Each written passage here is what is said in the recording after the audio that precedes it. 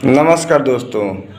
8 नवंबर 2016 के दिन रात 8 बजे हमारे देश के यशस्वी प्रधानमंत्री नरेंद्र मोदी जी ने नोटबंदी का फैसला लिया था। और वो फैसला लिया क्या था, ज़बरदस्ती देश पे थोपा गया था उस फैसले को। उस फैसले के उस टाइम पे बहुत सारे फ़ायदे गिनवाए गए थे, जैसे आतंकवाद ख़त्म हो जाएगा, भ्रष्टाचार खत्म हो जाएगा, जो विदेशों में भारत का पैसा है काला धन के रूप में वो वापस आएगा। और इनमें से कुछ नहीं हुआ, ना विदेश से काला धन आया अपने देश में, और ना ही भ्रष्टाचार खत्म हुआ, और ना ही आतंकवाद खत्म हुआ।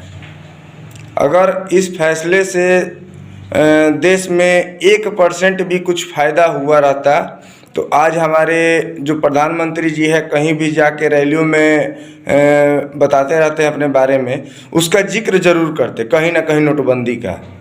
पर आज तक उन्होंने रैलियों में एक बार भी नोटबंदी का जिक्र नहीं किया। इससे ये साफ साफ साबित होता है कि नोटबंदी से देश को कोई लाभ नहीं हुआ।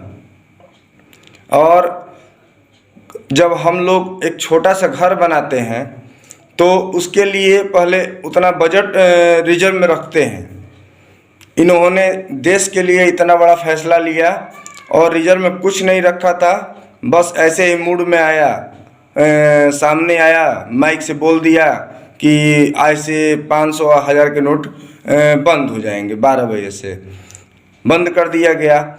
और उसको नए नोट के रूप में छापने के लिए हमारे देश में करीब 8000 करोड़ रुपए खर्च हुए थे नए नोट को बस छापने के लिए।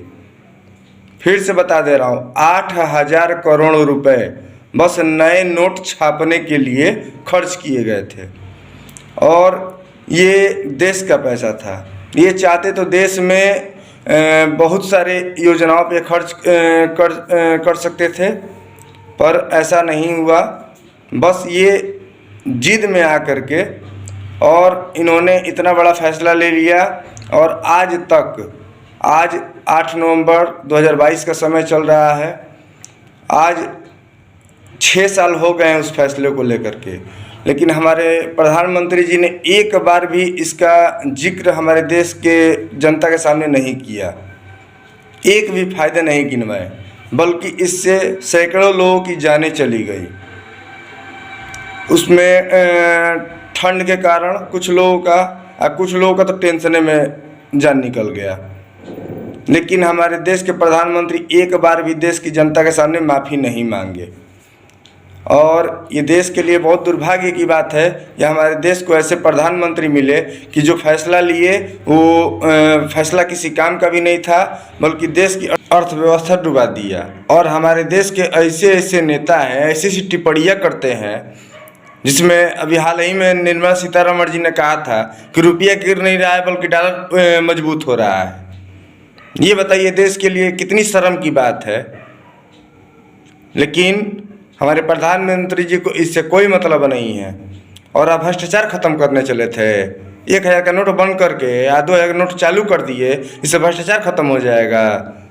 हाँ, ये तो नॉर्मली लोग अपने बच्चों के साथ इसका मतलब ऐसे करें कि 10 का टॉफ़ी ना खरीद करके 20 का टॉफ़ी खरीद दे कि हमारा बेटा सुधर जाएगा, तो सुधर जाएगा। बाकी आप लोग समझदार हैं और अपनी राय कमेंट करके ज़रूर बताएं। जय हिंद।